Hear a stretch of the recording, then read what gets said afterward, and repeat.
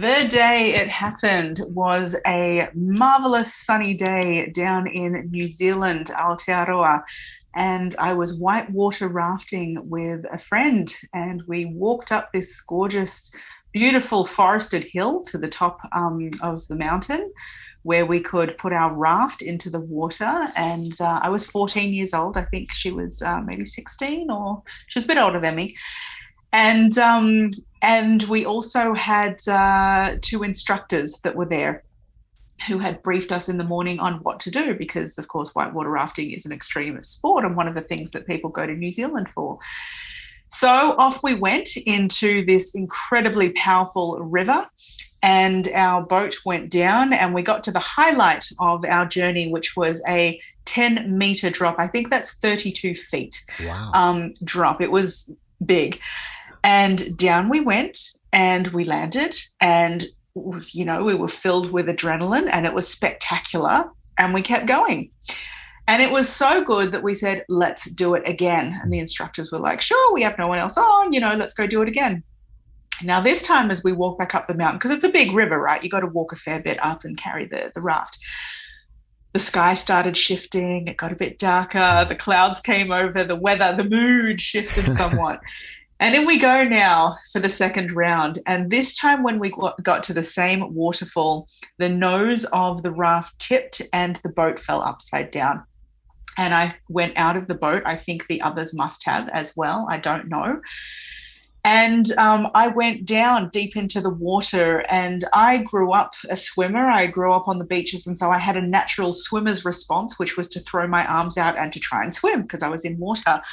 But it's actually the wrong response to have when you are getting pounded by a massive waterfall, because as soon as I put my arms out, the pressure of the water just pushed me straight down really, really deep.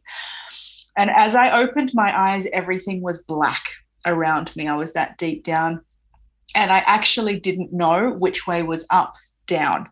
So I knew there was no point in swimming because which way are you going to go? So I had total vertigo in black water.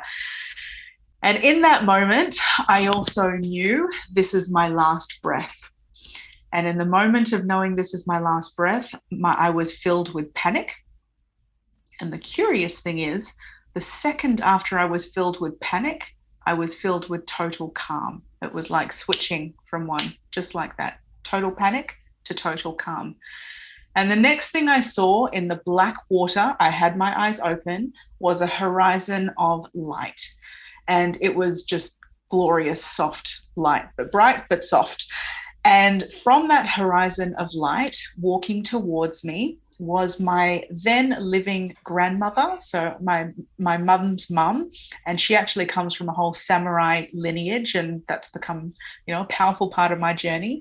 So my grandma was walking towards me, and next to her was my first dog pet, who I grew up like an only child. I have a half sister on the other side of the earth, but I grew up, as an only child. So pets were like my siblings. I was very close with them.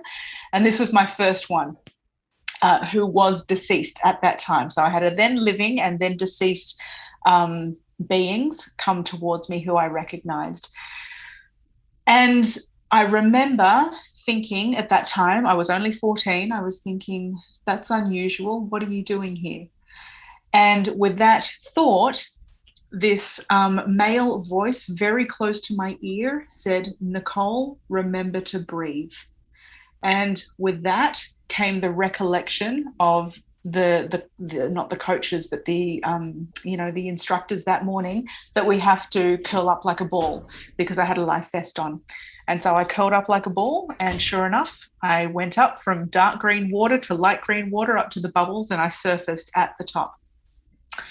And I was lucky I came up when I did. I was quite far when I surfaced from where the boat had tipped. Everybody else was back in the boat and they'd been looking for me. And I surfaced right at the mouth of where a cave entry was. And had I not surfaced at that point and they were able to go and get me, I would have had my death experience that day as opposed to my near death. So I'm grateful for that.